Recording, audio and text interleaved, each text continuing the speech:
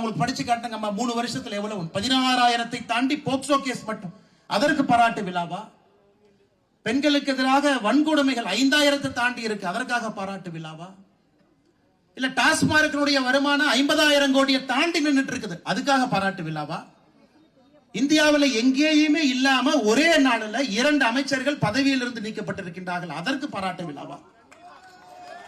அதற்கு பாராட்டு விழாவா? இந்தியாவில் எங்கேயுமே இல்லைங்க, 2 அமைச்சர்கள் ஒரே நாள் பதவியிலிருந்து மாற்றப்பட்டிருக்கின்றார். இது லல்லு பிரசாத் யாதவ் அவங்க பீகார்ல முதலமைச்சராக இருந்த பொழுது கூட 2 அமைச்சர்கள் ஒரே நாள்ல மாற்றப்படவில்லை. அவ்வளவு மோசமான ஆட்சியிலும் கூட.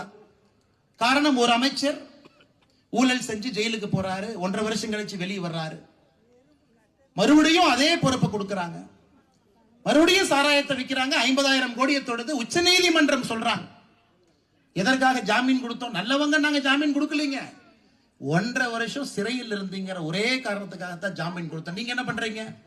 மறுபடியும் அரசு அதிகாரத்தை கையில வைத்துக் கொண்டு மறுபடியும் தப்பு பண்றீங்க.